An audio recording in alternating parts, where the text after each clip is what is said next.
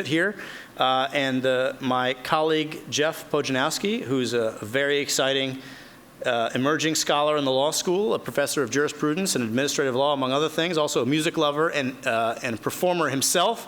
I don't want to embarrass him, but I want to introduce Jeff Pojanowski, Professor Jeff Pojanowski from the law school, who will give a more formal introduction to John. So thank you all for coming. Welcome and enjoy the evening.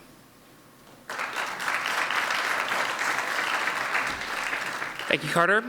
First off, there are seats open at the front. I know it's customary at college events to prefer to sit towards the back, but would you sit at the back at a rock concert? So so feel free to kind of move up to the front a little bit more to see the display. So I'm pleased and honored to introduce John Waters. Mr. Waters is a regular columnist for the Irish Times, a playwright, a rock journalist, and an all-purpose critic and commentator on contemporary Irish society. To describe him as a public intellectual is to engage in cliché that verbally flattens his vibrant work at the crossroads of popular culture and lasting questions. In his columns and in his most recent books, Lapsed Agnostic and Beyond Consolation, Mr. Waters meditates on what modern Irish and indeed modern Western society loses when it abandons belief in religious transcendence, or what he also calls the mystery. Engaging rather than avoiding the postmodern condition, Mr. Waters explores how recognizing the mystery of our existence as created beings is not an imposition from the outside that needlessly shackles us, but rather a journey towards the infinite joy that we can sometimes sense, often long for, but can never fully grasp in this life. One such glimpse of that other country of the soul comes through art, which brings us to tonight's presentation. In Three Chords and the Truth, Rock and Roll and as Search for the Infinite, Mr. Waters is going to demonstrate the sense of the sacred that can reside in what some view as the ultimate in profane art. As a Catholic and a rock fan, I cannot wait to see this. So without further ado, please join me in welcoming Mr. John Waters.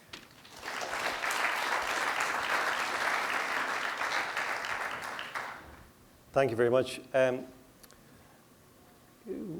We put this exhibition on in Rimini last year at the meeting called Three Chords and the Truth, Rock and Roll's Quest for the Infinite. And really there was different motivations. It's really the culmination of something that's been in my head for many years, a difficulty, a struggle that I've had in myself as a fan of rock music, of rock and roll, of different kinds of music. That it seems that the culture really that we speak into and that speaks back to us doesn't really seem to comprehend fully, or certainly doesn't give voice to the full the totality of what the music means to me. And sometimes, you know, as a journalist or as a critic, as a writer about music, I was aware that I wasn't actually expressing this either. And I wanted to try and get that. And so there was various motivations for me personally in trying to mount this exhibition. And I want to go through those to kind of start off. First of all, I mean, the Italians don't really use the term rock and roll. They use the term rock, which is a term, I don't know how you feel about it, but it's a term I don't really like. It doesn't really seem to have any meaning. Rock and roll seems to be, even though it seems to be a fixed genre, it's not really. It's more of an ideal. It's more of a kind of a proposal, which is kind of unstated and has different meanings in different contexts, and sometimes can be seen to be quite the opposite of what you might call the sacred. It's, perhaps, the antithesis in some ways, ideologically and so on. But that intrigues me, and that's part of what I wanted to say as well. Why is this, and what does it mean? So, I suppose essentially the motivations I had, first of all, was very personal, because I had been aware from my own teenage years of a moment when my life was really transformed by hearing one song. And that song, it's a song you probably don't know, and in a way it doesn't matter. I mean, when I did a panel at the exhibition about this, and most people who read the panel wouldn't have heard the song, wouldn't have remembered the song, but they responded to it in exactly the same way. They said, yeah, I remember, and they had a song themselves. The song for me was Ride a White Swan by T-Rex. And it's a song that I suppose to play it now sounds a little dated at times, sounds a little strange. But at the time it sounded strange in a different way. It's like if you were in a room and you just faintly heard it from a radio set, from a wireless, or very low, you would stop. I would have stopped. I did stop and think, what's that? What is that? Because something happened at that moment that awakened something in me that was already there. And this song, I can't tell you what it was about, Ride a White Swan. The lyrics didn't really make any sense. And then years afterwards, I realized I'd misheard lots of the lyrics, didn't understand what the song was about. But still, it spoke to me in some way that I couldn't explain. And it was like, I thought, who is this guy? Who's Mark Bolan? Who is this guy with this voice, this strange voice, this ethereal voice, who seems to know something about me, who seems to know what I want, who seems to know what appeals to me? The song seemed to promise some world, some place that I'd only dreamed about, a freedom that I'd never really, that I intuited but had never glimpsed. And so I was drawn into this song, and literally I can say at that moment my life changed because I began to look out for other things like this. I began to open up to the possibility that my life was far more interesting and had far more potential than I thought of that. Now, you know, that's all I kind of thought. I didn't really think about it about mystery or the sacred or any of that stuff. It was just something that made me stop and say, what? What is that? What is that? And that would start an attraction that I began to look for this again. So that was one motivation. I wanted to kind of, from that starting point, try to articulate what was this attraction from me in this music. The other one was actually quite in a sense, a perverse motive, really. And was really to kind of respond to somebody who I really admired, really loved, but who didn't get rock and roll at all.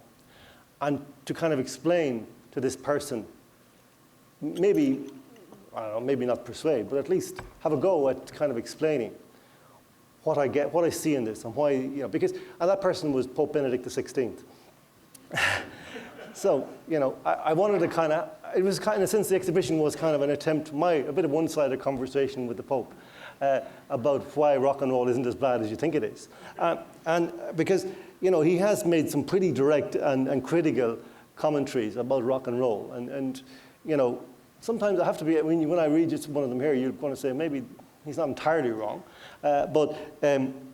So, you know, as Cardinal Ratzinger, particularly, he at the International Church Music Congress in Rome in November 1985, he said, in not a few forms of religion, music is ordered to intoxication and ecstasy, the freedom from the limitations of being human, towards which the hunger for the infinite proper to man is directed, is to be attained through sacred delirium, through the frenzy of the rhythm and of the instruments. Such music lowers the barriers of individuality and of personality. Man frees himself in it from the burden of consciousness. Music becomes ecstasy, liberation from the ego, and unification with the universe. Today, we experience the secularized return of this type in rock and pop music, the festivals which are an anti-culture of the same orientation, the pleasure of destruction, the repeating of the limits of the everyday, and the illusion of liberation from the ego in the wild ecstasy of a tumultuous crowd. This involves forms of release which are related to drugs and thoroughly opposed to the Christian faith in the redemption. And, you know, I can kind of see how you would see that in certain musics and certain concerts and so on, and that, all of that is true. But I wanted to say there's more, because, you know, if something is generated out of the human desire to express something, to find something, to pursue the human desire out of beyond words, beyond thoughts, then, you know, sometimes that's going to go off the mark. It's going to miss its target. But often it's going to kind of, because it's seeking that thing that is authentic, that is real, it's going to find the target. And I wanted to kind of say to him, there's more. Let's have a look at some of the other stuff. The other motivation was really a kind of a sense, I suppose, of embarrassment on my own behalf, because as Jeff said there, I used to be a rock critic. That's how I started off as a journalist. I don't really write much about music these days. But that was for the first 10 years of my career. I wrote for music magazine, Hot Press, which was the Irish equivalent, if there is such a thing, of Rolling Stone or the New Musical Express. And you know, there's a strange thing about the culture of rock music criticism in general, I find, with exceptions, that it kind of avoids what the music is actually about. It avoids something in the music that is fundamental, and always kind of gravitates towards questions of form or technique or performance or kind of a pseudo-passion.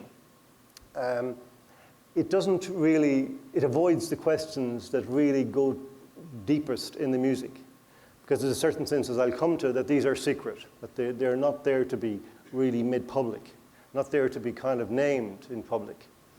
And I was writing in this way for 10 years. Now, in Hot Press. Now, I had also broadened the magazine's scope out to do more of the kind of political stuff that Rolling Stone does also. So I was kind of beginning to divide myself, because then something about the way we were writing about rock and roll didn't satisfy me. And I just couldn't find any language in myself to say, what is it I want to say about this music? Because I could find this sense that I would write something about a concert or an album and see it on the page, and it wouldn't really, you know, I'd say, oh, I can get away with that. That will fill the space in the magazine. Sounds like a fairly coherent and articulate and intelligent review, but you know, it hasn't said really what I feel. I don't know what I feel. I haven't been able to get to what I feel. And there was a moment again when I can kind of clearly remember realizing how wrong I'd got everything. How every single word I'd written for years about rock and roll was completely meaningless and pointless. When I read a book called Mystery Train by one of your great critics, Grail Marcus, and it was just one sentence in this book which really just made me say, again, stop and say, whew, is this what it is? And that sentence was about Elvis Presley, and Marcus was talking about Presley singing this song, I Can't Help Falling in Love. And Marcus said that when he heard Presley sing this song, he was struck by the thought that Presley's capacity for affection was all but superhuman. I thought, wow, is that what it is? Is that what we see? The capacity for affection is all but superhuman. So suddenly all the questions of technique and tradition and form, all these seem to be kind of completely beside the point. I saw that there's something much more, because, and you know, I've struggled with a lot of reviews which seem to kind of, rock music criticism in general kind of majors in hyperbole, you know, kind of lots of adjectives and lots of kind of, you know, grandiose descriptions of things that happen slightly off the point, and you know, the gyrations of the singers or whatever it is, but that was the first time I saw something as direct as that. His capacity for affection was always superhuman. And really, when you think about the story of Elvis Presley, you know, then suddenly you can see the whole story in a different way. That this man was possessed of something, some gift, that he became a channel for something that was just so tremendous that no human being could possibly stand in that body for 40 or 50 years and continue to carry this energy without knowing what it was and without actually finding a way of dealing with it through some different process than he actually arrived at. So they were the kind of motivations that I had, and I wanted to say that there's more to this, and that there's an intuition that I have, that, you know, against that whole thing is the whole kind of public manifestation of rock and roll, or the public attitude, which is that it's about having a good time. It's about, you know, which it is, of course, that it's kind of about being in a rock and roll band is about, you know, narcissism and ecstasy and self-indulgence and ego and, you know, throwing TV sets out the window, whatever that is, you know. So there's this kind of sense of, you know, and when you ever see a movie in which there's a rock and roll band, you know, a movie that isn't about rock and roll, it's not about, you know, rock and roll singer or whatever, but it's about something else, and there happens to be a rock and roll band in it, you know, and it's always the worst possible rock and roll band that you could ever imagine, you know. Like they've all got, you know, long blonde hair and tight leather trousers, and they do throw TV sets out the window, you know. So, and it's like, you know, yeah, baby, every line's got baby in it, and that's kind of the idea, and that's kind of like more or less the pretty, and that's I kind of think what the Pope sees, to be honest, what the former Pope says or whatever, you know, that's what he was talking about. That, you know, and I don't blame, you know, an 80-year-old man for not wanting to go right into the front row there, and, you know, so, you know, I can see that, you know, it's kind of hard to get up close to it, you know, when you're in that situation that he was in. So, that's kind of what I wanted to do, was say, okay, that fundamentally there's something else going on here. And that fundamentally, it seems to me now that rock and roll is the expression of a cry, the original fundamental cry of the human heart. And that's where it started. It started with the blues. It started on the plantations with the slaves hollering to one another across the fields. And you know, these shouts morphing into lines and slogans and mantras, and gradually becoming into going home, and then the singers turn them into songs.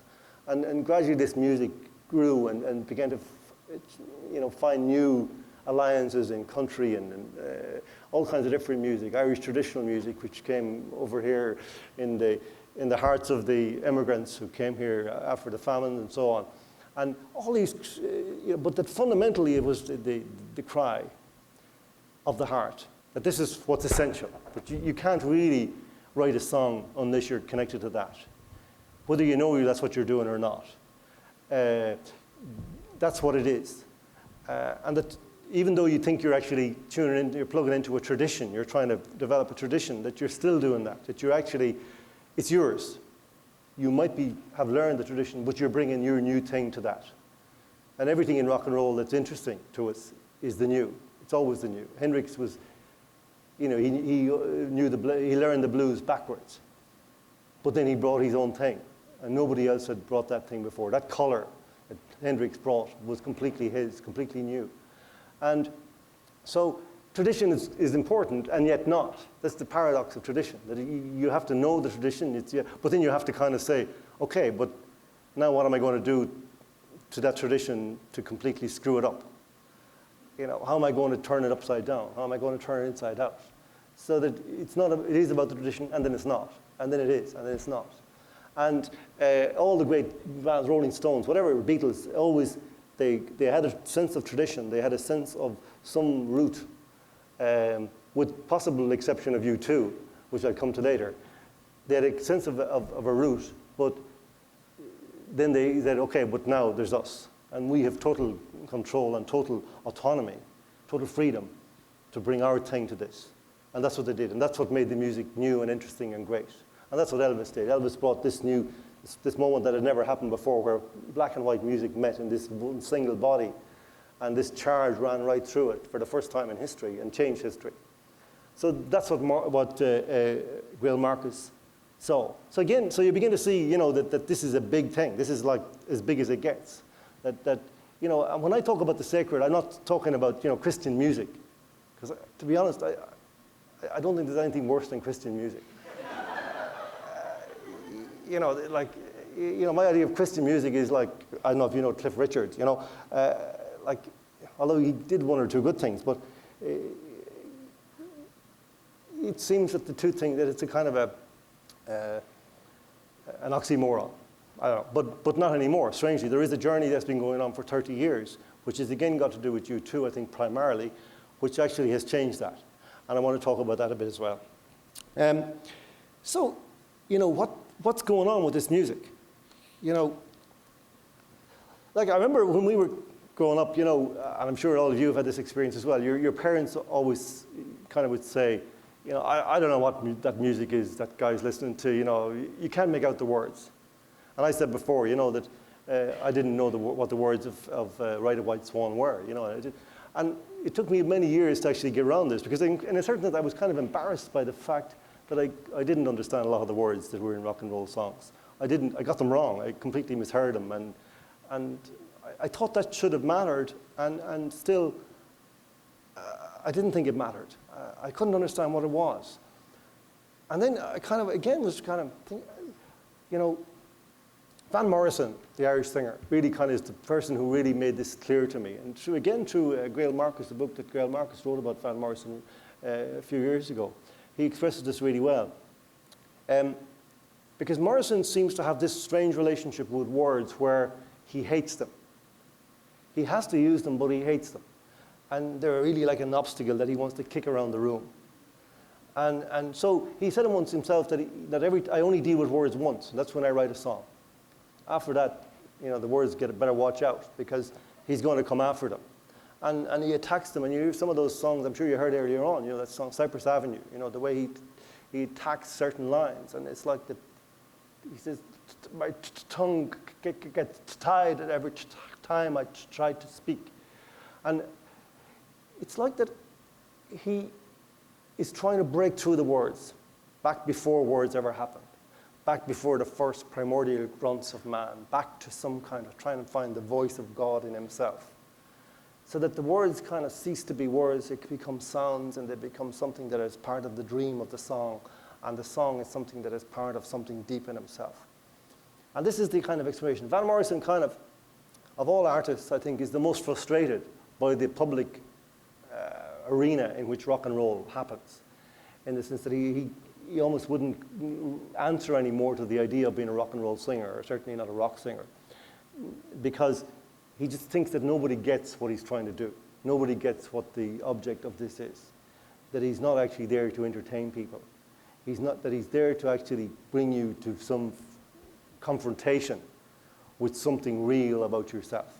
And there have been notorious incidents where he's actually attacked members of his own audience after the gig, when they came up to congratulate him on a fine show.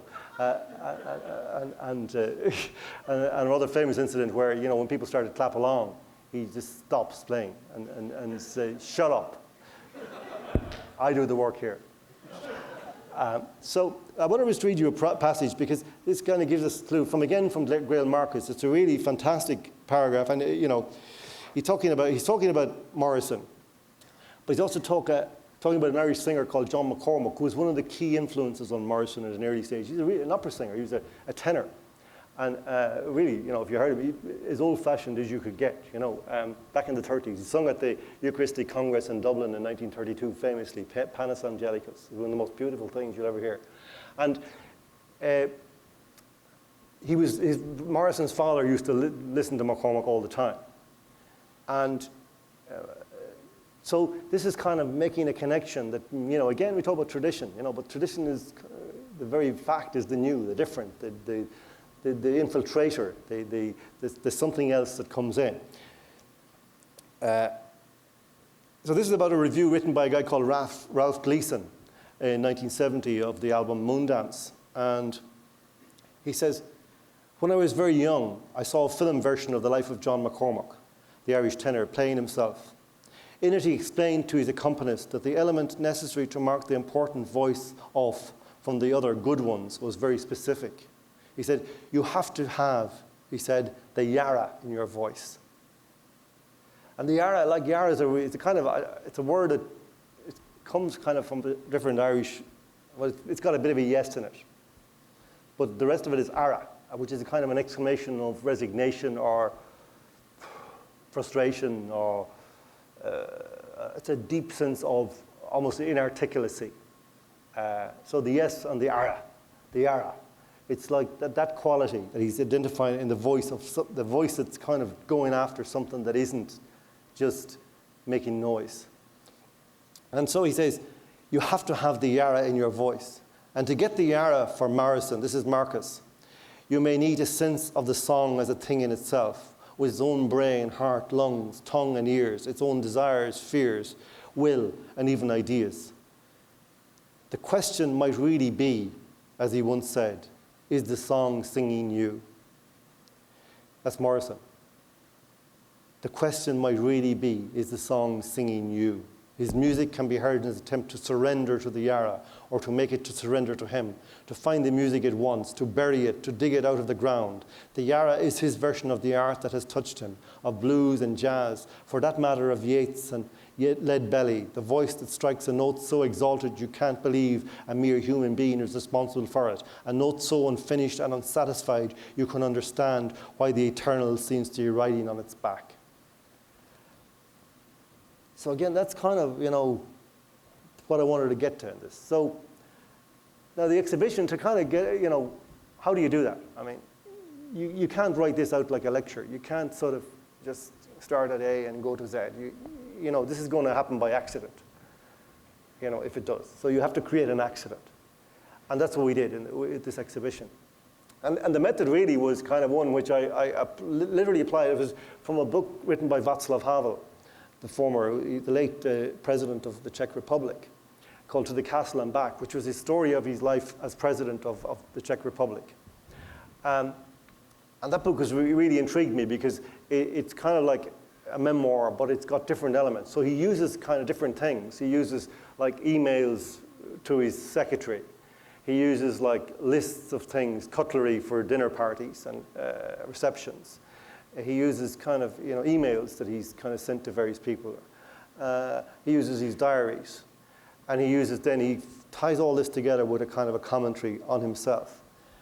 And there's a note in the book where he describes this method as kind of like an attempt really to create an accident. That to replicate the conditions of life, you have to behave in a manner that is of life. That you can't really dictate it. You can't really ordain what it shall be. So you find all the ingredients and you mix them together. And then the statement seems to come out of it. And in a way, that's kind of like the whole idea of words in the song, because you have to write the song. You write the words down. They have to have a concrete meaning, perhaps.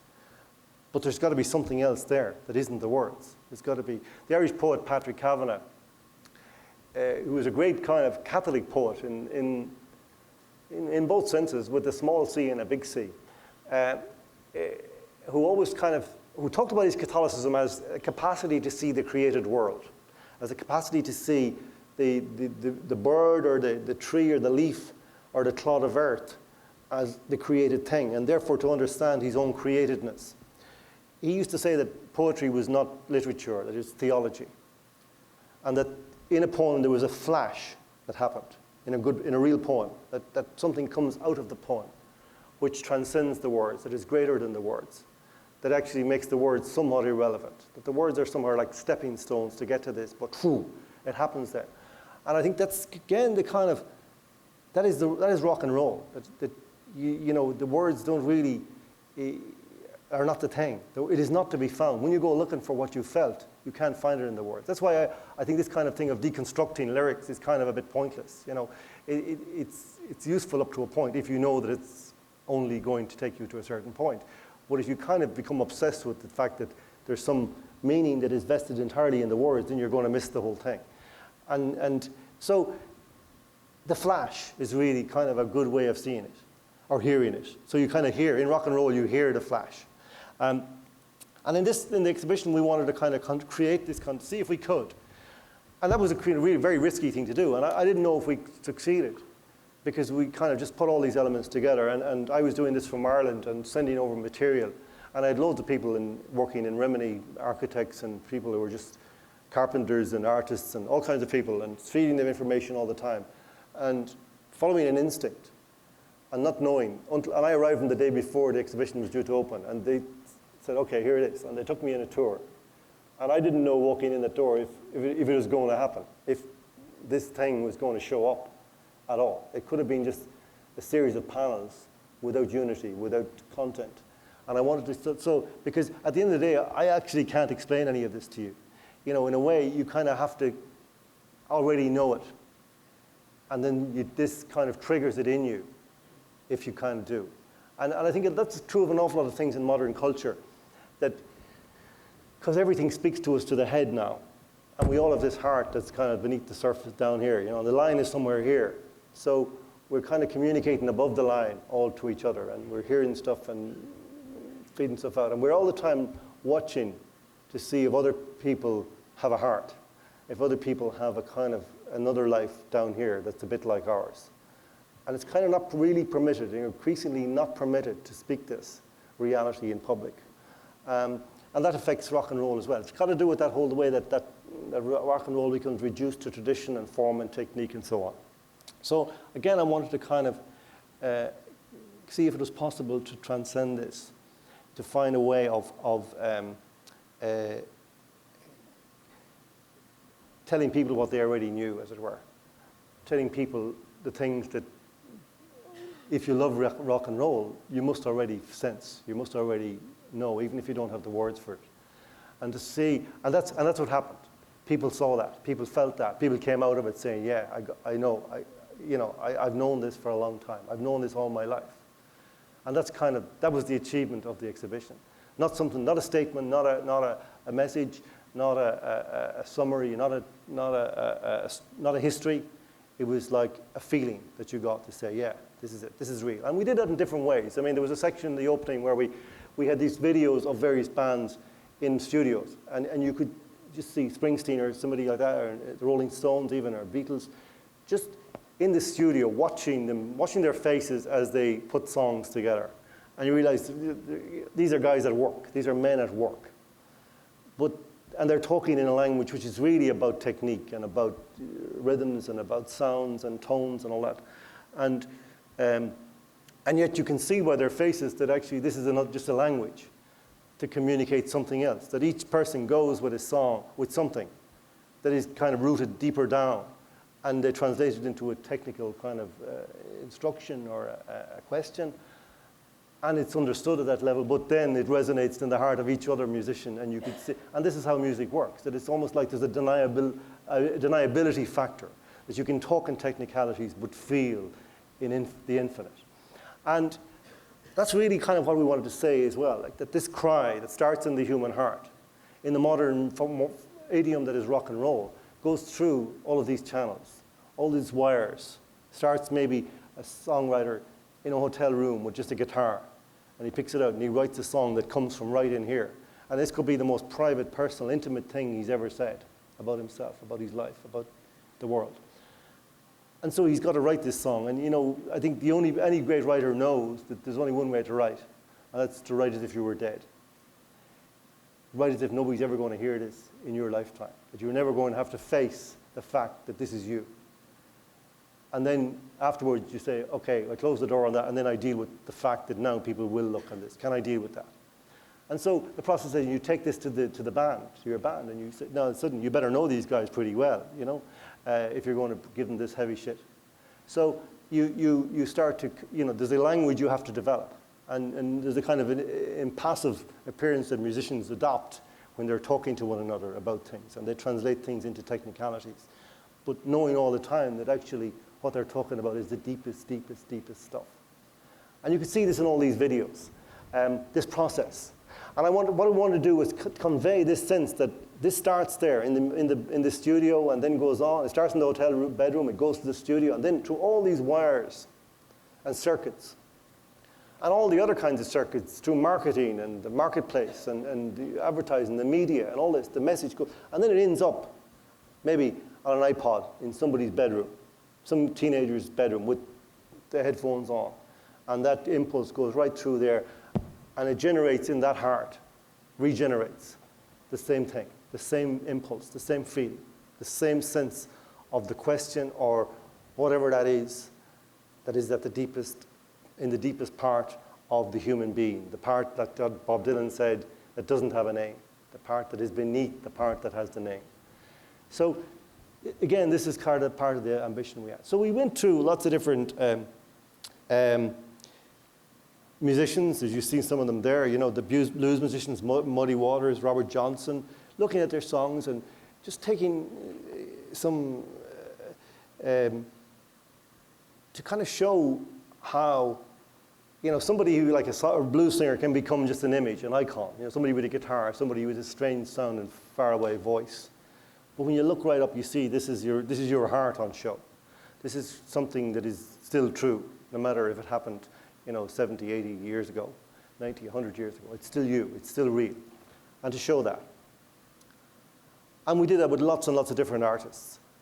And so we kind of looked into different angles. And I want to just give you one example. My favorite panel, because I don't have really enough time to go through them all, but I want to just read you a section of one panel that really is my favorite. And I didn't do all of this stuff. I mean, I had some people all over the place in New York and Milan and London and all kinds of places. And this piece was written, this piece about the Velvet Underground was written by a guy in New York called Jonathan Fields, a great, great musician and producer. And it does that thing to me. It did it for me. Because, I mean, I had this on intuition about it, you know, and yet, I mean, I was surprised by this when I got this, when he sent me this. I was really shocked, because here was a song that I'd heard 1,000 times and really never thought of it being other than kind of a mediocre kind of good rock. You know, it was a good song. It was all right song. I like to listen to it, but I didn't think it was about anything great. I didn't think it was anything important. I thought it was just, you know, sing-along kind of thing. And it's, so the song is called Sweet Jane. You probably know it. And you know, again, if you know the song, you'd probably think, oh, you know, never thought that was a really great song. You know, I like the Velvets, but I didn't think it was such a huge thing. But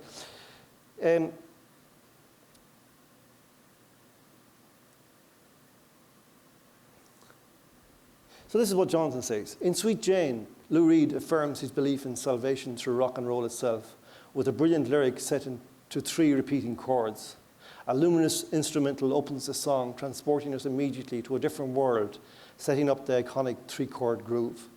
The first 2 verses describe 2 normal, perhaps conservative, wound-up people, Jack, a banker, and Jane, a clerk walking home from work. These are the types all the 68 protesters made fun of. And then the lyric goes, standing on a corner, suitcase in my hand, Jack's in his corset, Jane is in her vest, and me, I'm in a rock and roll band. Huh. Now Jack, he's a banker, and Jane, she's a clerk, and both of them save their monies when they get home from work, sitting down by the fire. Oh, the radio does play the classical music there, Jem. The first chorus seems to satirize this formal world in Jack's seemingly superficial love for his sweet Jane. Reed has included himself in the narrative as the liberated rock and roll singer who apparently is observing this poor, repressed couple. He is different from them, more free, more authentic. However, the third verse surprises us. Reed is no longer mocking Jack and Jane. With sympathy and tenderness, he embraces the poor lives of the banker, the clerk, and the rock and roll star. He defies the evil mothers who say that life is just to die. There is no more division between those who know and those who are stupid, those who work and those who dance. Some people, then the lyric goes, some people, they like to go out dancing, and other people, they have to work. Just watch me now. And there's even some evil mothers, well, they're going to tell you that everything is just dirt. You know that women never really faint, and that villains always blink their eyes, that children are the only ones who blush, and that life is just to die. But anyone who ever had a heart, they wouldn't turn around and break it. And anyone who ever played a part, they wouldn't turn around and hate it, sweet Jane. And then Jonathan goes on, we're all playing a part, somehow living a superficial image, but to hate it is inhuman because deep down we are more than our poor image or role. Our heart is so precious that anyone who ever had a heart wouldn't turn around and break it. Reed screams this final verse as an ultimate affirmation. He screams on behalf of the saints and sinners. And all of us saints and sinners, bankers and protesters, cry out all of our hearts, the final chorus with the endless wave of 3 repeated chords, Sweet Jane. And that's kind of it again, you know. There's something going on that isn't obvious.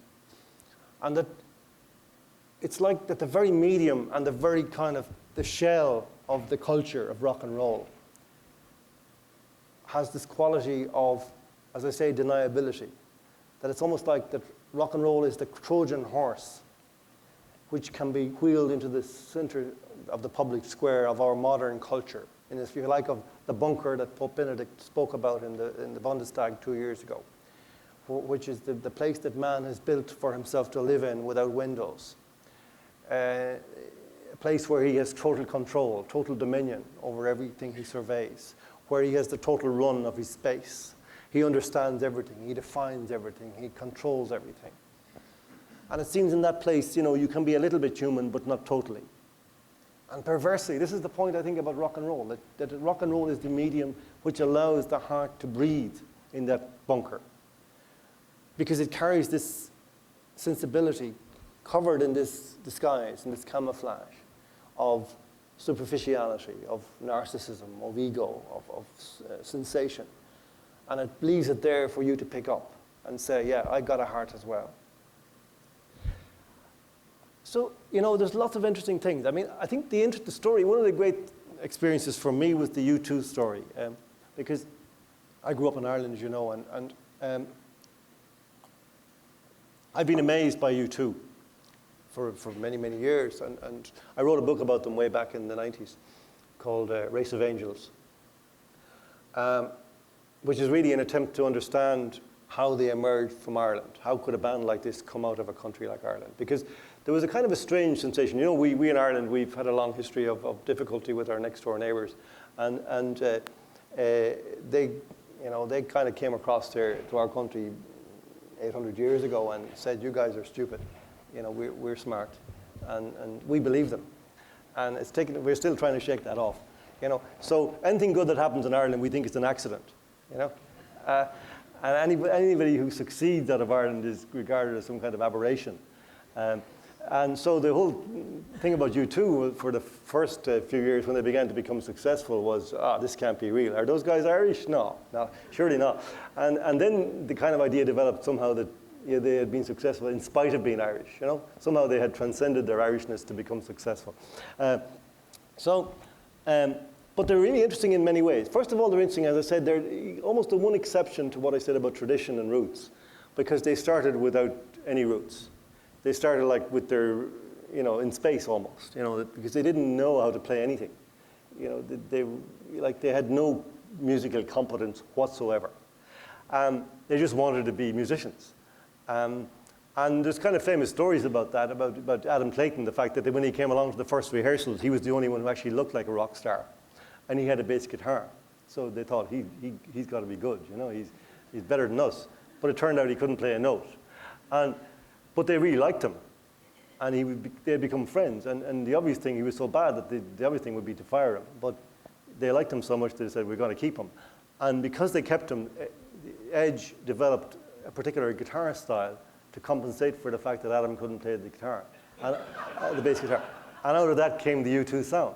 So the sound actually emerged from the friendship as opposed from any kind of musical ability that they had. So the thing about U2, like they started to kind of discover the music that they loved backwards. It's almost like they lived their lives backwards for a few years, trying to go back and find roots for music that was already happening. I mean, if you listen to the first album, Boy in particular, it's the weirdest music you're going to hear because it just doesn't belong to anything else. You can't trace it to anything.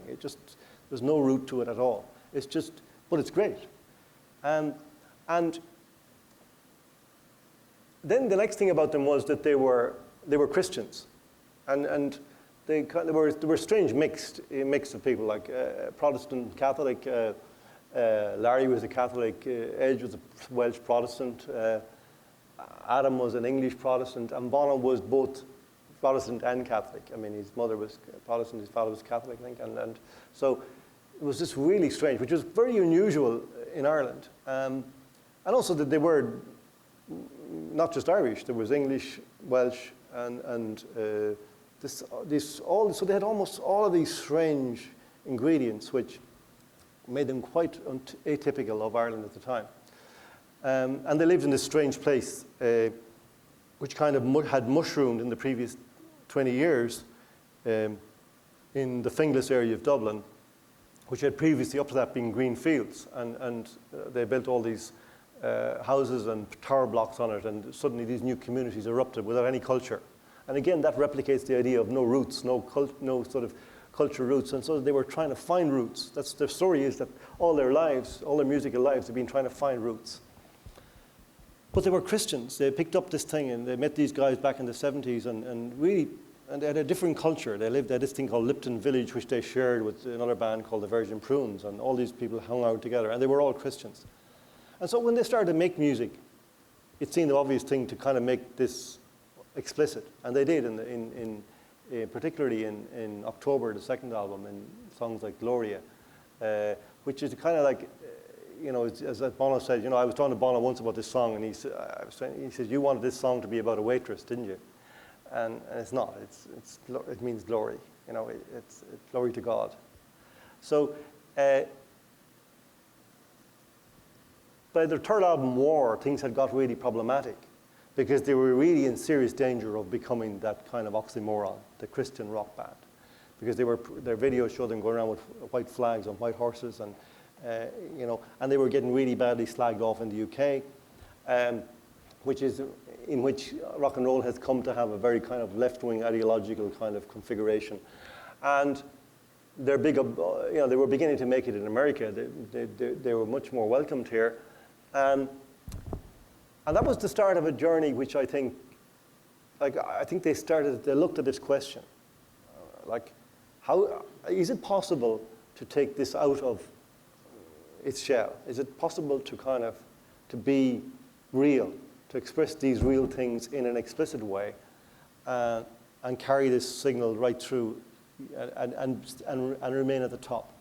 And that's again the story of, I think, their lives. I mean, in 1992 with Achtung Baby, when they brought Achtung Baby, they had a completely different sound. Zoo TV had this kind of ironic persona, Bono with the horns and Mephisto character and all this. And the critics in Britain, who previously had completely excoriated U2 as this kind of po-faced, humorless, right-wing Christian band, suddenly said, oh, they're great. This is a really great band. We love them. The thing is, nothing had changed about the content of the music whatsoever. Nothing had changed about the content of the songs. They were still the same band. They were still saying the same things. So they had kind of discovered this whole thing about the Trojan horse. And that's kind of where I got this kind of sense that actually you can't make this explicit. In fact, I said in Remini, you can't even talk about it, and you shouldn't. I shouldn't be talking about it. Because by talking about it, you kind of make it disappear. The words, once you put words on this, it goes in a certain sense. But I said in Remini, look, I'm going to talk about it just this 1 week. And here I am, you know, 9 months later, still talking about it. So sorry about that. But that was the thing, that actually you can't, you know, this is something that you have to know about and yet not know about. And in order to feel it, you have to kind of know it.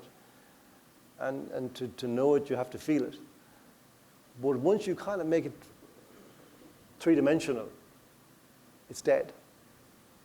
And so that's the struggle that they've had all the time. And I think that more than any other band, U2 have actually understood that, and particularly Bono, understood this sense, that what is the rock and roll thing? What is it in the modern world? What is it? It's really a channel to say something that is unsayable, in the least likely, the most implausible sounding medium you could actually take. So this was kind of the themes he went through. Another one which we went through, which is related to that, the whole idea of the rebel. And again, like, you know, I think of U2 as really a rebel band. You know, if you remember that song, Sunday Bloody Sunday, you know, which kind of seemed to relate to an infamous episode in Irish history in the 1970s when the British Army shot up Derry City, and there were lots of people killed that day, and it became known as Bloody Sunday. And it became an iconic moment for the IRA, the Irish Republican Army, and Bono kind of, because there was a kind of a real bad backlash against the IRA in Ireland back in the 80s, Bono used to introduce this song, in America in particular, saying, this is not a rebel song.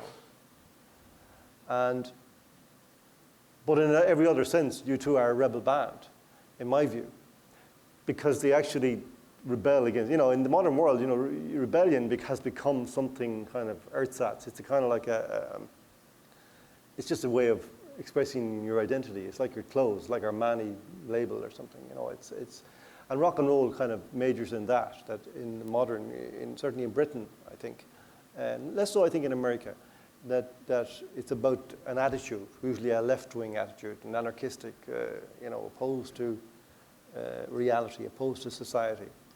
And U2 rebelled against rebellion, really, which is kind of what rebellion should be. You know, because if you're going to become the establishment, if the establishment is rebellious, then the true rebel is actually against that.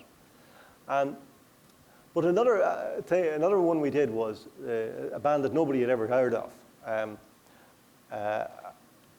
called the Plastic People of the Universe. And this is a band which, for all that they haven't been heard of outside their native country, probably the band in the history of rock and roll, in the history of the world, probably the only band that ever succeeded in doing what rock and roll claims to want to do, which is to actually change, to cause a revolution, actually a real live revolution. Because Plastic People of the Universe were a band, kind of a jazz rock band in the 1970s in Prague.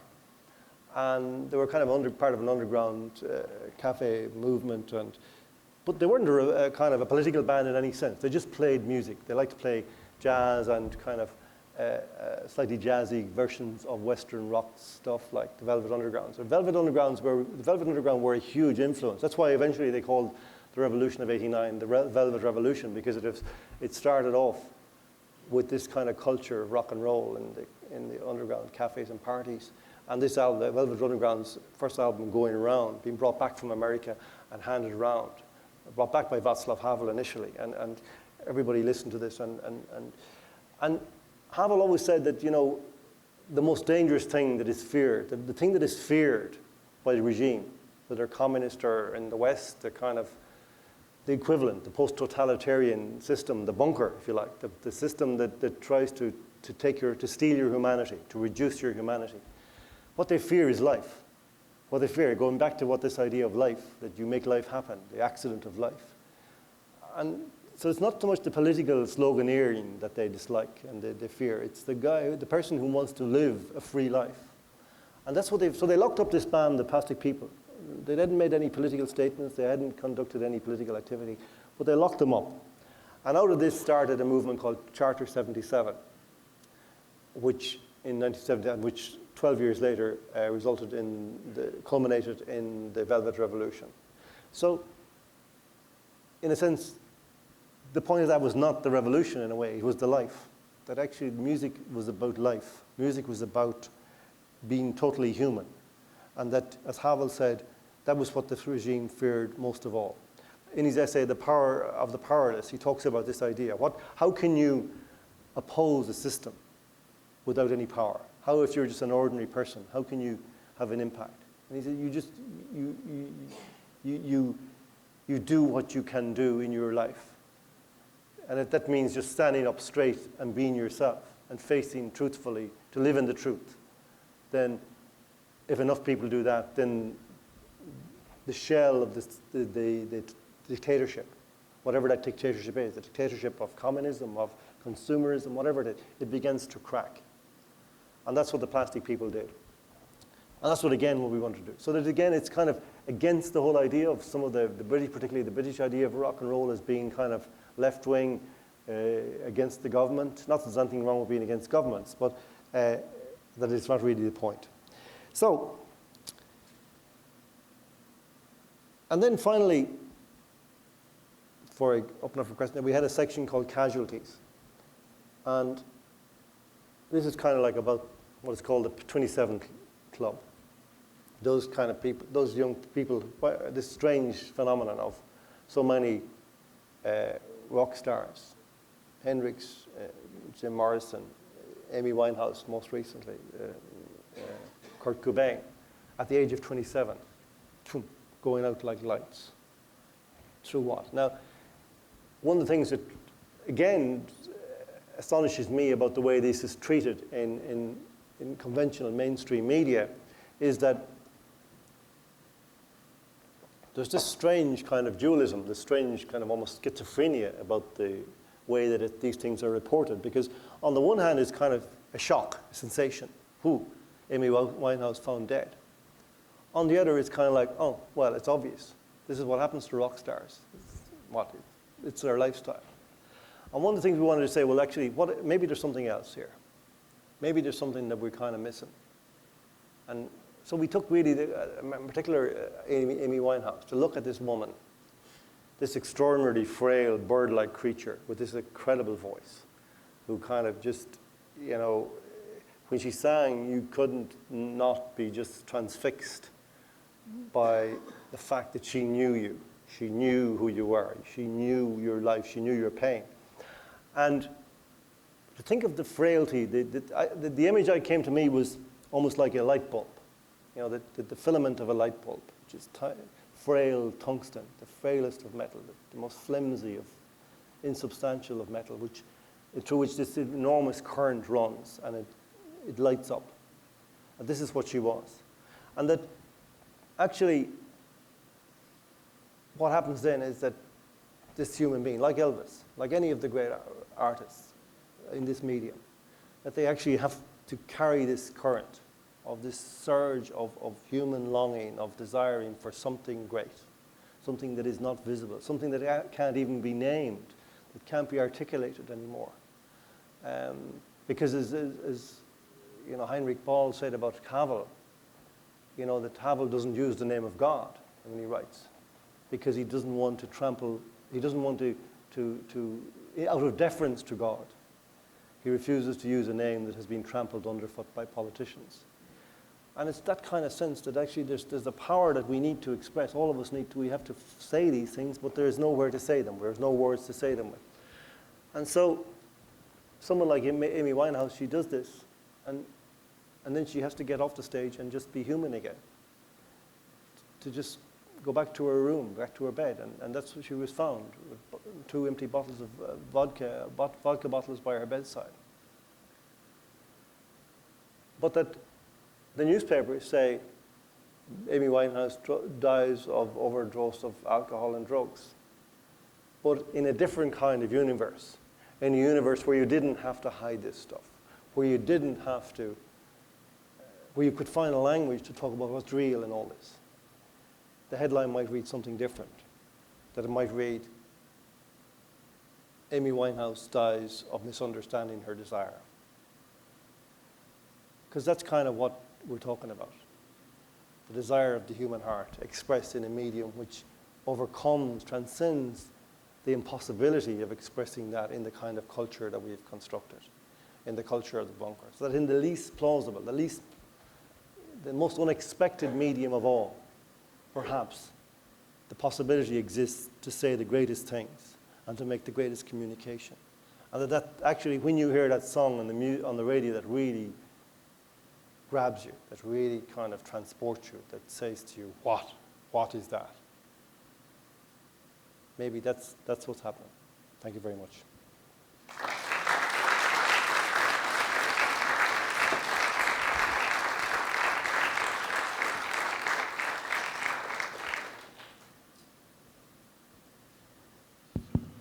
So I'll ask the first question to just get things going. And it's one you alluded to early on. Why is so much Christian rock really bad, do you think? Which is kind of interesting when you think about it. When classical music was at its apex, it was religiously inspired music, and it was wonderful. It mastered the medium. There, as you know, with like U2 and Mumford & Sons, there are rock artists who are Christian who make really good music. But there's also a lot of really, terrible Christian music. It's like Glee doing, a praise chorus or something like that. And it's really bad. And why do you think that is the case? It's a really difficult question to answer. I think it has to do with many different things. It's got to do, first of all, with the nature of the medium, which, as I say, is kind of based in the public square. It's based in the bunker now. I mean, it has that place, and that to become explicit about things is to kind of take it into a different place. It's to kind of, because part of its purpose and function and aspiration is to try to open up that part of the heart that is not capable of being articulated. But once you use language that kind of has a different meaning in a different place, in a church or whatever, on a Christian TV station, evangelical station, once you use these words can kind of become short circuits in this medium. I think this is a more general problem, by the way, than just to do with rock and roll. I mean, and that's what I referred to there earlier, was that a review by Heinrich Böll, the German writer, of Václav Havel's book Letters to Olga, which was written, the letters he wrote to his wife from prison back in the 70s, and Böll noticed that Havel never used the word God, that he always talked about something. He would talk about the something, or the absolute horizon, or beyond man's imagining. Phrases, all these constructions, which are like deliberate evasions. And yet he said Christ is here in these letters. But he said it's as out of deference to God that Havel refuses to use the name. So there's something about that, I wrote an article for tomorrow's Irish Times, and just a question, because I was writing about conservatism and the relationship between conservatism and religion. And a question just struck me, which I just put in as a kind of a non sequitur right in the middle of the article in parentheses. Was Jesus a conservative? Which is kind of an interesting question, because I don't think you could accuse him of that, if that's what, in fact, accusation is the right word. So, but something has happened to religion. I mean, it's been kind of become ideological to some extent. I mean, and it has become a ghetto. It has been reduced from being about everything in our culture. When you think about the mindset of our culture in relation to religion, is like that it's almost as if the world exists. Maybe we made the world. Certainly we built this part of it. So the world exists, and then we kind of invite God in. If we feel like it, we invite God in, or back in, or something. I'm not clear on that. What is it? Is it back in, or is it in? Is it our house, or is it his house? And we're saying you can come back in now. We've finished the decoration. So there's all this kind of strange kind of doublethink that goes on about religious stuff. So therefore, when you kind of bring that in, you seem to be kind of engaging in the reduction. And one of the things that rock and roll is not it's not a reduction. It's not simple. It doesn't embrace easy answers. It goes for the most complicated and ambiguous way of seeing things. And someone like Dylan, you just look at the way that Dylan constructs his songs, his lyrics, and the way he constructs his life to avoid being penned down, being penned into any particular box. The way he denies being a spokesman for a generation, even though the cliche is that he was the ultimate spokesman for the 60s generation, and so on. So I think it's got to do with that. I also think it's got to do with the fact that in that kind of orthodox religious culture, certainly in Ireland and Britain, I can't really talk about America. I really think America is different, but I don't know it well enough to really say. But certainly in my country, and when you were growing up at a certain point, because of that reduction, you tended to grow away from institutionalized churches and religion, and you kind of became free-flowing. Maybe you weren't an atheist, maybe you weren't an agnostic, but you were kind of floating free of it all. And the ones who didn't do that were the kind of the nerds, frankly. They were kind of they were kind of less adventurous. That was the sense. And the likelihood is that they weren't going. That if somebody was a really great guitar player, he wasn't going to end up with them. So there was a sense like that. The music, like that, certainly in our side of the pond anyway, was that there was kind of. Now that's changed. I think that's changed with U2. U2 fundamentally changed that, because they actually made it cool to talk about this stuff. And out of that has come the bands like, Coldplay, who have certainly a dimension of that is far less hidden than would have been the case without U2. I've no doubt about that. And a band like Mumford & Sons, who are very explicit in their lyrics, if not otherwise, but certainly in their lyrics about what they're talking about. So it has kind of come out, as it were, in the last 20 years or so. And I think U2 have been a big factor there. And so I don't think that's true anymore, but it certainly was true, you know, that there was something very uncool about being a Christian rock and roller. It just seemed, the two things seemed to kind of, the phrase seemed to be even almost laughable. Culture is kind of complicated stuff. It's sometimes hard to exactly say why things are as they are, you know, but that's kind of why I think those would be two among the reasons.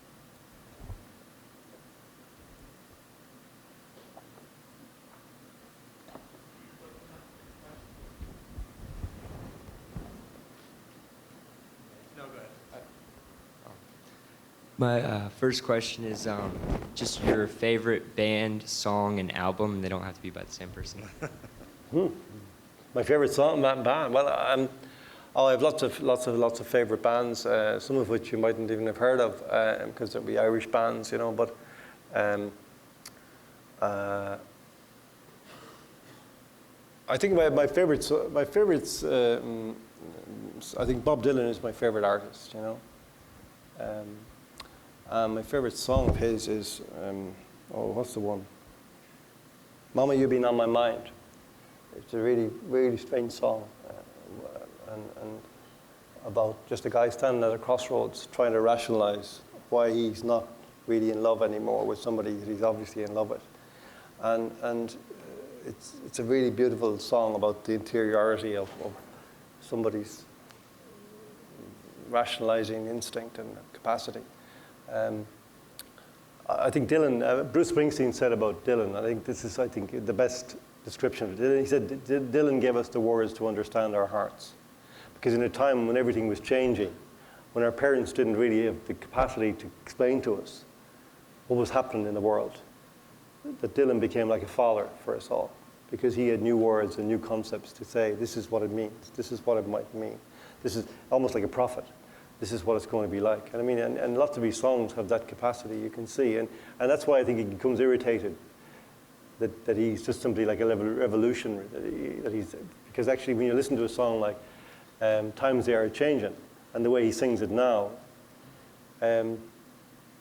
he's kind of like accusing the very people he seemed to be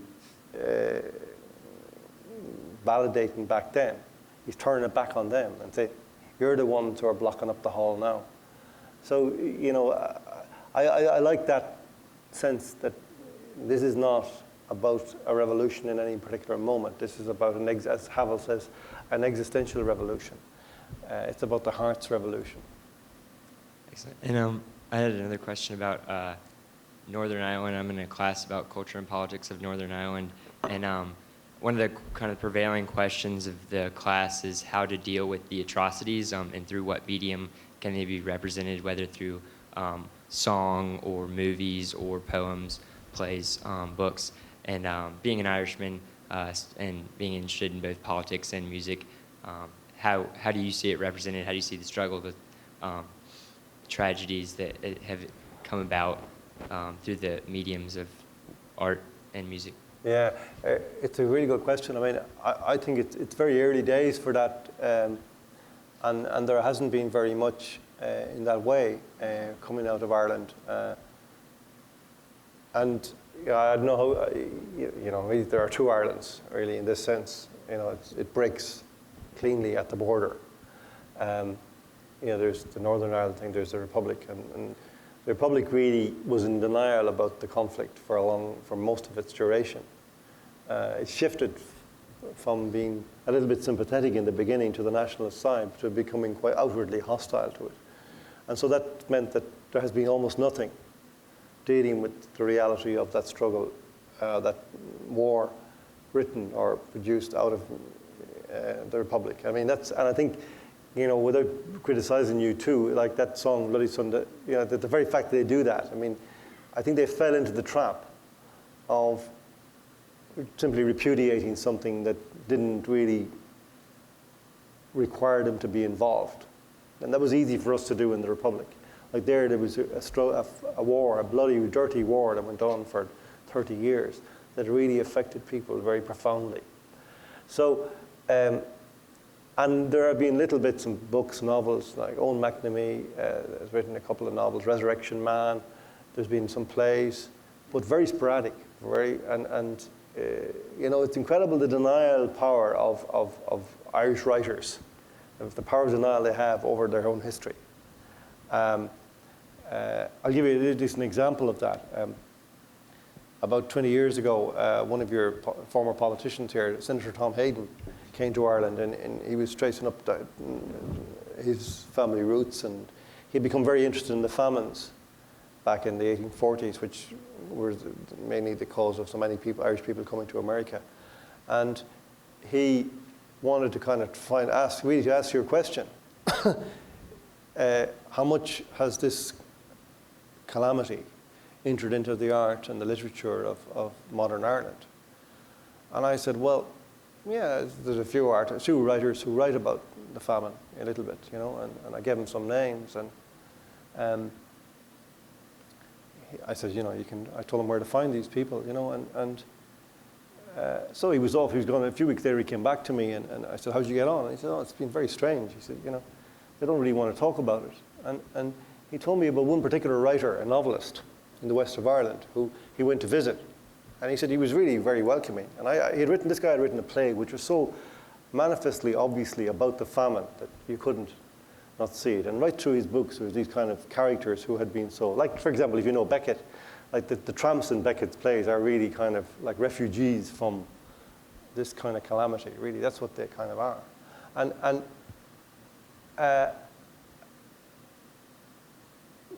But this writer, this guy, he says he was really friendly, and he invited me into his house, and we had tea and cake, and we had a really, really nice conversation. But when I asked him about the famine, he said, oh no. He said, I would never write about that at all. It's nothing to do with my work whatsoever. So I said, are you sure? You know, I'm sure, yeah. Okay. All right, so more tea. And then the writer said to him, would you like to come for a walk and see around the area? And he lived out in the countryside, you know. So he said, yeah. So he brought him out for a walk, and he showed him his house, the front of the house, and then the back of the house, and the garden, and so on. And we're walking around a little laneway, and he said, and that point, the back of the house, he said, that's the window there. I work right in there, inside that window, every day. And then he pointed across, and there's a famine graveyard right there. And that was it. So that's kind of like a fable of modern Ireland and its attitude to its own history. You know, we just can't deal with it. So it's going to take a long, long time. And that's, you know, you can see the symptoms of that in all the kind of stuff you hear about Ireland, about the economy being good one day, and then the next day it's down, it's kind of disappeared.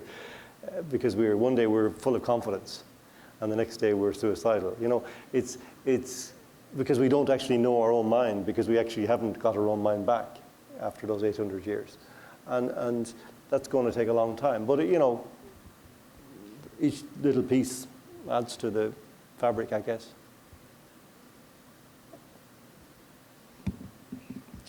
Thank you for a very interesting talk. 2 years ago, I visited the Rock and Roll Hall of Fame in Cleveland, Ohio. And I was struck, the first exhibit that you see when you walk in is this exhibit of a congressional hearing. Basically, you know, old white Republican senators ranting about how rock and roll is either the devil's convention or a communist plot to overthrow the republic. And I was struck by, as I walked through the exhibit, that there was this aspect of a yearning of the soul for something more, a yearning of the soul for freedom. And it seemed like there was a genuine human passion that was coming out of this music that, in a sense, was being boxed in by, as you pointed to, Benedict XVI's description of the bunker. But on the other end, you do have, again, the 27 Club. You have Amy Winehouse, Hendrix, Kurt Cobain. And I guess my question is, how does rock and roll find a happy medium between these two? How does rock and roll, on the one hand, express this very natural human cry, but without turning into the sort of culture of sex, drugs, and rock and roll. Yeah, that's it, really. That's the question. Firstly, I mean, this idea of rock and roll being the devil's music, I mean, that's really always, again, in the mainstream context, it's kind of taken literally, but it's an ironic characterization, obviously, you know, that it's a joke. You know, and it goes back to the beginning almost, to Robert Johnson, and this idea that, you know, he disappeared and for a long time, he couldn't play, when he came first, he couldn't play the guitar. And a bit like Adam Clayton, and then he disappeared. Nobody saw him, and this happened lots of different artists. Actually, it happened with Dylan as well. When he first came to New York, he wasn't particularly exceptional. Nobody thought he was interesting, and then disappeared for a while. Then he came back, and he was a genius. So, and Robert Johnson's explanation for he came back as a really master guitar player a few months later, and the explanation was that he'd sold his soul to the devil in return for the capacity to play the guitar, but it's an ironic sort of a depiction of something, which is partly an evasion, partly an attempt to kind of disguise what's really happening. Not necessarily that everybody knows. I'm not saying that all these guys know what's happening, or that they need to know what's happening, or what it's about. You know, but I come back to this thing that unless you have a great desire, and you know, you can't write a great song. You know, nobody ever wrote a great song by accident or because they copied somebody else's great song and did their own version of it. It's got to come from a deep, deep impulse. As for a happy medium, I don't think that's not possible. That's almost by definition impossible. That's not the way it's going to happen, or the way it does happen. But it is interesting, nevertheless, that when you actually look at the history of rock and roll and look at the greats and the ones who didn't survive and the ones who survived, the ones who survived, you know, Dylan, Springsteen, U2, by and large, these are people who actually discovered this sacred part of themselves and found an understanding of it in their lives. So that Leonard Cohen is another one. Yeah, they managed to actually understand, this is what I'm doing. This is what is actually going on here. And to learn to actually, even if they didn't necessarily always make it explicit, to at least know what it was that was happening. And I think that's kind of, you know, in a way, what you say is when you look at someone like Amy Winehouse, she just didn't understand what was happening. She had no way of, you know, the mainstream media seem to focus on the idea of fame or you know, drugs or all that kind of stuff. But these are all symptoms of something else. That you're dealing with a power that is sort of beyond your capacity to contain it. A gift that is almost supernatural, and a desire that is infinite, and that if you are a great artist, a great singer, then you are actually singing that infinite desire. What a thing to be doing! What an achievement to actually sing the infinite desire. You know, it's an incredible thing. There's a great Irish play by a playwright called Tom Murphy, who also wrote a play called Famine. He's one of the few exceptions. It's called the Geely Concert, and it's about a man who goes to a kind of a psychotherapist he's just an ordinary businessman, a builder, a developer, and he has one ambition, one desire, and that is he wants to sing like the Italian tenor Geely. And that's the starting premise. And in a way, that's kind of like, you know, what rock and roll is offering. It's the capacity, it's a democratic medium which offers that possibility to every one of us. Every one of us. It's not that we don't actually have to be special. We don't have to have talent. We don't have to have genius to begin with. That our genius is us. Our genius is in the personal heart of each one of us. And that rock and roll offers the one single channel that actually can allow you to do that in the modern world. But the thing is, if you don't know what it is you're doing, you're playing with fire. And that's what happens to a lot of these people. So I think, in some way, that's kind of why I did this as well, is to kind of, as a part of a process of maybe nodding, because towards some kind of education, maybe. Would that be, it's a horrible un-rock and roll kind of word, I'm sorry. But I do think that, you know, a lot of things are like that now. You know, you kind of think we shouldn't talk about it, but then maybe we should, because there's so much risk, there's so much danger here. And there is real danger for any kid who goes into this not knowing what it is. But I think the greats, Dylan, Springsteen, Leonard Cohen, Bono, these guys, they cracked it because they actually started to go into their spiritual natures. They started to understand what was the nature of the force they were dealing with and what it meant. So my name is Louis Alberon. I teach theology across the street at Holy Cross College. I think the simple form of my question is just, who is the next Bruce Springsteen that's like emerging? But the reason I ask it is as I hear you speak, and I like the approach you give, it sounds like you're pointing towards artists who have like these lofty lyrics, almost like Platonic, right? Transcendent lyrics, like Augustine. And my question would be more like, is there, maybe that's not correct either, but is there someone that's got like more of an Aristotelian or like a Thomistic, like Thomas Aquinas? Is there someone who can use like finite language, looking at the holiness of everyday life? And no longer a Bruce Springsteen, but someone else emerging. It's funny. I don't actually have a name right now. And for many years, I would have thought it's not going to happen. That's never going to happen. And sometimes you think rock and roll is kind of something that happened in a particular moment and just repeats itself, by imitation. And I think that's true of an awful lot of art now, that, the religious impulse that created a lot of great art and great music and great poetry is kind of gone. And what we have really is just mimics who are good at replicating form and so on. And maybe there's a bit of that going on in rock and roll as well. But every so often, you hear an artist or a band that kind of say, and maybe it peters out in for example, I think Mumford & Sons, for their first album, struck me as this new thing, possibly, because they were actually dealing with the fabric, the nitty-gritty of real life from a human point of view. I mean, they were kind of Chestertonian, really, in their approach to reality, and that was what a strange combination, like bluegrass and punk and Chesterton, like all in one sort of thing, So, but then their second album came along, and I found it really, really disappointing.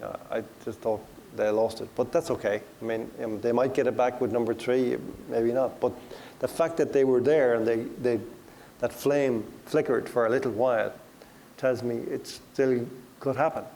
So I wouldn't write anything off at all. But it's harder and harder because the culture of the misunderstanding gets in the way, and I think it's kind of getting critical.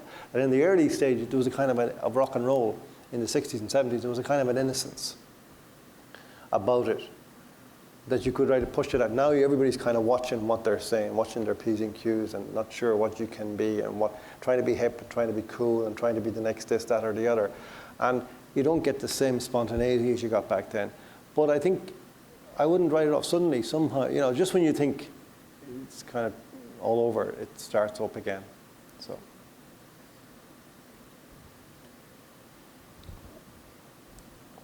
I guess I just want to kind of bring it back full circle here. You said the song you heard when you were, I don't know how old, the T-Rex song that first made you think all these thoughts that came into your head.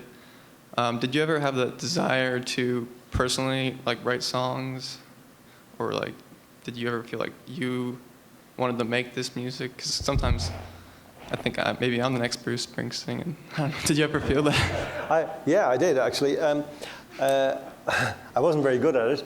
I don't know. I don't say that well. I'll tell you. I still write songs myself. In fact, I don't know if you've ever heard the Eurovision Song Contest. It's a contest among all the European countries.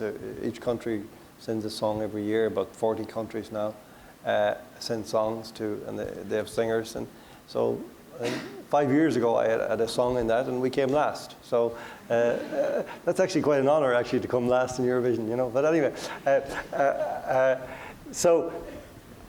but I don't know. I think to be a really a great rock and roll artist, you kind of need to have different elements. You need to kind of have something missing in you, really. Bono's really good about this, that it's actually it's a defect of character to want to be a rock and roll singer. You know, that you're actually, the reason you go on that stage is to find some part of yourself that doesn't exist in normal time.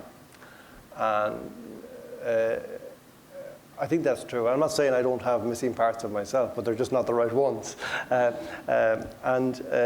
I never really, I was playing bands. I wasn't a really good musician, but that, as I've explained, that doesn't matter, or shouldn't matter. But it never really happened. I'm kind of glad, because at the time I wouldn't have had any clue. So I'd have probably ended up, I don't know, who would I end up? I'd have ended up as Ted Nugent or something. I don't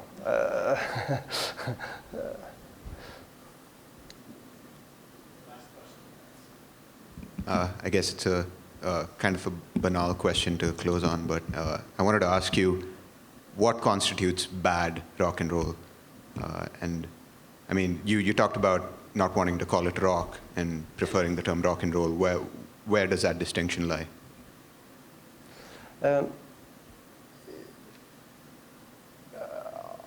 I think it's got to do with this idea of newness.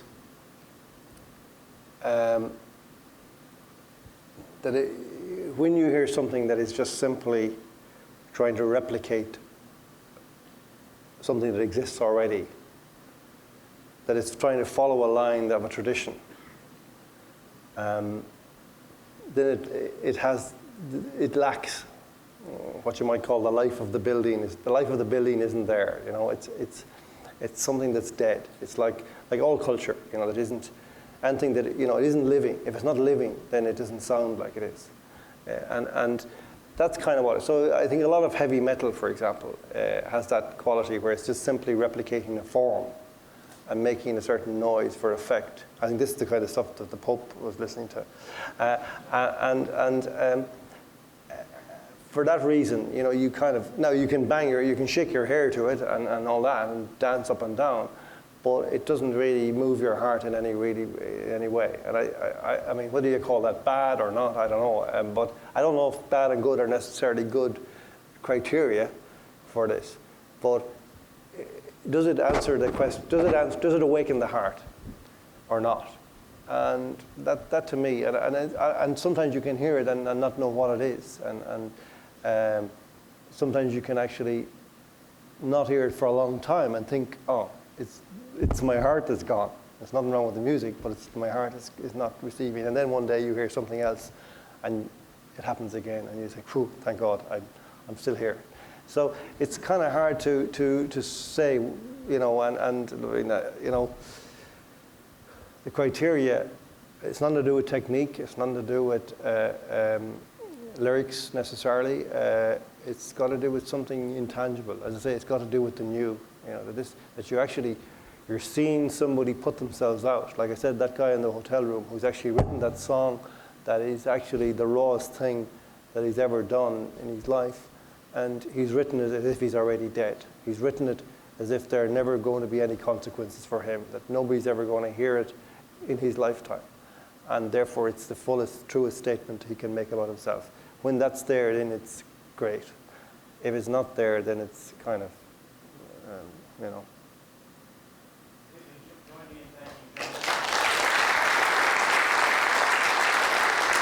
Thank you very much. Thank you.